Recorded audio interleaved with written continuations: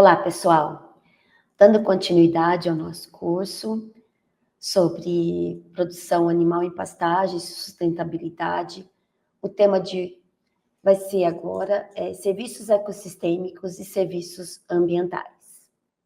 Olá, pessoal! O tema do nosso curso hoje será sobre serviços ecossistêmicos e serviços ambientais.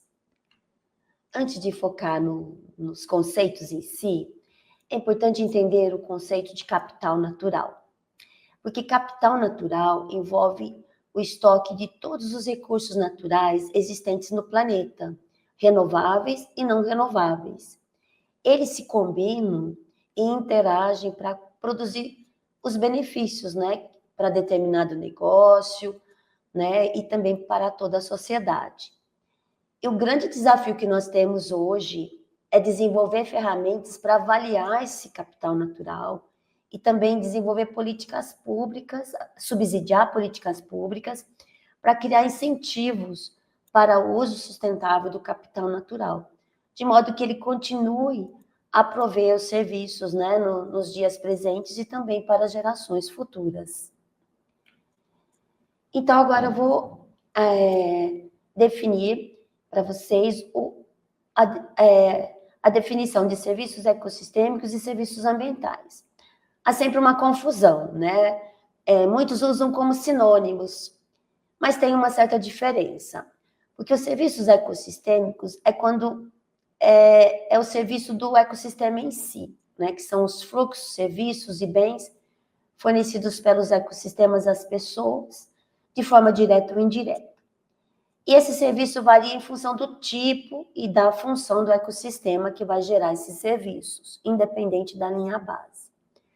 Os serviços ambientais, eles são provenientes quando o homem, ele aplica determinada tecnologia, determinada prática de manejo para esses ecossistemas, de modo que incrementa esses serviços.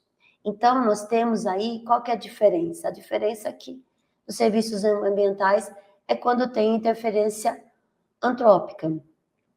Por exemplo, quando o homem vai e estabelece um sistema integrado de produção animal, ele está desenvolvendo um sistema que vai incrementar os serviços ambientais serviços ecossistêmicos daquele ecossistema.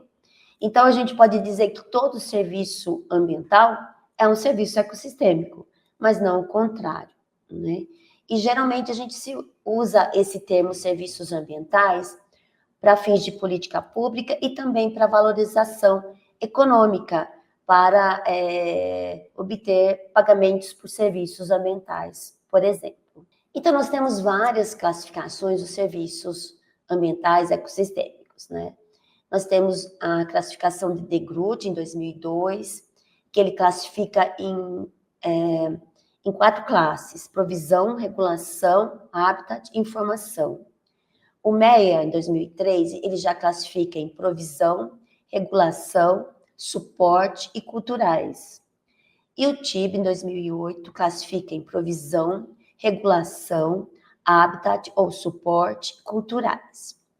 E o CICES, em 2013, classificou em 3: provisão, regulação, manutenção, culturais.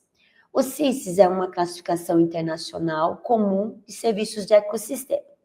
E nós vamos procurar utilizar essa classificação aqui, dando alguns exemplos durante o nosso curso. Por exemplo, né, aqui ele faz uma classificação hierárquica, né?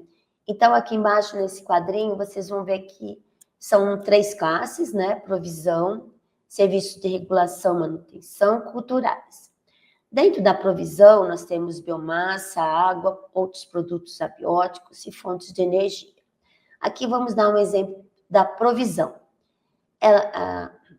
do serviço de provisão na divisão biomassa. E aí nós temos, hierarquicamente, outras classificações. Dentro, por exemplo, a gente vai classificar daí em grupo. Biomassa, se eu quero, por exemplo, o serviço de produção de pastagem, de provisão, ele vai entrar em plantas cultivadas. E aí a gente, nessa produção de pastagens, nós vamos focar aqui quais são as práticas, manejo, processo que vai produzir esse serviço de provisão, tá? E vai ter todos esses benefícios, não só a parte também de produção de pastagens, mas também vai promover, por exemplo, quando eu faço um sistema integrado, vai também promover outros serviços, né? Não somente os serviços de provisão, mas também os serviços de regulação e também culturais. É o que nós vamos ver nos próximos slides. Aqui nós vamos focar muito nesse curso os sistemas integrados, porque eles são sistemas que maximizam o uso de uma área, né, de forma eficiente. Então, nós temos os sistemas de integração lavoura, pecuária, floresta. Esse sistema, ele tem vários componentes que nós podemos fazer os arranjos dentro de uma área de produção. Ele pode envolver pastagens, animais, lavoura e árvores. É claro, quando eu quero, por exemplo, um sistema silvopastoril, um sistema que integra pecuária e floresta, a gente vai ter pastagens, animais e árvores. Quando a gente só quer lavoura pecuária, nós vamos ter pastagens, animais, lavoura. Então, nós podemos fazer vários arranjos. E a base de todo esse sistema temos o solo, né? E aí são serviços ambientais por quê? Porque nós vamos ter práticas de manejo envolvendo cada componente. Por exemplo, no solo, a gente pode ter plantio de cobertura, plantio direto, construção de terraços, curvas de nível. Temos as práticas de manejo para árvores, seleção de espécies funcionais, desbaste, poda, arranjo dessas árvores. Na lavoura, rotação de culturas, plantio direto, adubação verde, cultivo de cobertura. Quanto aos animais, uso de raças localmente adaptadas, definir taxa de lotação, manejo dos dejetos, entre outros. Com relação às pastagens, manejo rotacional, consorciação com leguminosas, adubação verde, seleção de espécies adaptadas, que tem alto acúmulo de biomassa radicular, entre outros. Então, tudo isso vai fornecer os serviços de provisão, regulação e manutenção, e também os culturais. Nós vamos focar principalmente de provisão e regulação, né? Provisão pode envolver produtividade das pastagens, o desempenho animal, né, a produção da carne, do leite, do couro, produção de forragem, voltada para a silagem, produção de grãos, madeira, produtos florestais. Posso focar em fibras, florestas, produtos não madeireiros também, entre outros. E os serviços de regulação, envolver fertilidade do solo, carbono, sequestro de carbono, regulação de nutrientes no solo, regulação hídrica, polinização, controle de pragas e doenças, mitigação das mudanças climáticas, bem-estar animal. Nesse slide, eu coloco a importância da diversidade funcional desses sistemas de produção em relação à produção de serviços ecossistêmicos. Então, nós temos vários modelos de sistemas de produção. E nós temos que buscar essa diversidade funcional de forma que a gente possa garantir um fluxo contínuo e estável dos serviços. Hoje se fala muito em agricultura regenerativa, que baseia principalmente nesse fluxo contínuo e estável dos serviços no sistema, de forma que a gente possa ter essa produção contínua dos serviços, né? Então, nós vamos começar com alguns exemplos. Produção de pastagens. Na classificação CISES, ela entra na biomassa, plantas cultivadas e no serviço produção de pastagens. E quais são os processos envolvidos? São as práticas. São os sistemas convencionais, que eu posso ter uma produção de pastagem convencional, ou uma consorciada, ou um sistema integrado, onde nós temos a pastagem incluída. Um exemplo, sistema silvopastoriz, ele envolve pastagens, árvores e animais. E aí eu posso, nessa produção de pastagens no sistema, eu posso incluir mais um componente, na verdade, não é um componente, e sim uma diversificação nessa pastagem, que pode ser uma consorciação com leguminosas. E ela vai contribuir com diversos serviços. Entre eles, o animal ele vai ter uma dieta biodiversa, funcional, tanto para bovinos, ovinos, né, principalmente para ruminantes aqui, pode ser também equinos. E as principais leguminosas que a gente pode utilizar, ela vai depender muito das condições climáticas, do local. E as mais utilizadas têm sido o amendoim forrageiro, que é o Arax pintoi, o feijão guandu, Cajanus cajã, a leucena, né? E também nós temos a leucena como outras árvores, que elas são forrageiras, e elas podem entrar no sistema e contribuir também para diversificar essa dieta.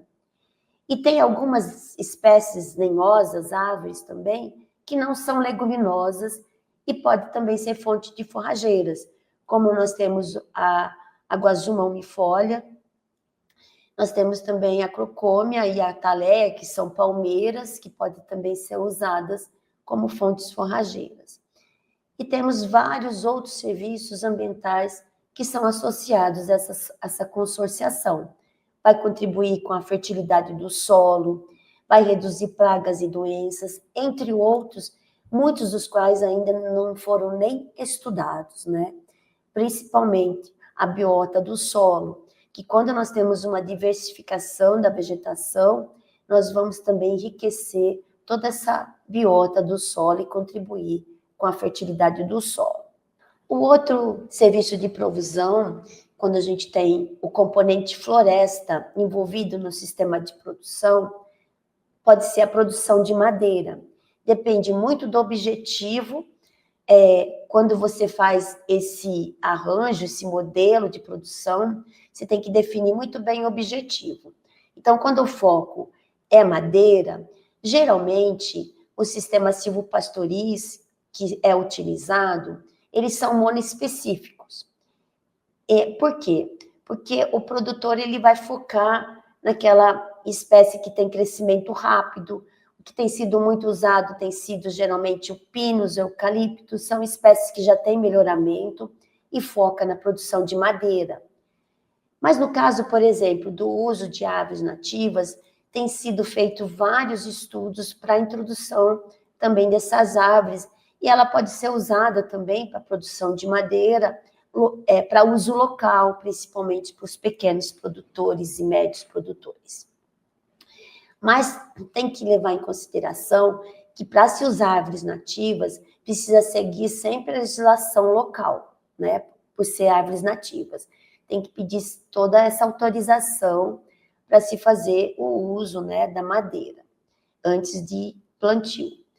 E Nicodema, ela tem um documento que ela faz todas as orientações, né, para produção, para plantio, colheita e comercialização de florestas nativas na Mata Atlântica do estado de São Paulo. Além da produção de madeira, as árvores também elas podem ser utilizadas como quebra-ventos, como cercas vivas, como a glicídia, como a mimosa, como moros. Então, tem várias espécies que a gente pode usar com várias funções. E também produção de frutos. Eu posso ter árvores que produzem flores para produção de mel. Então,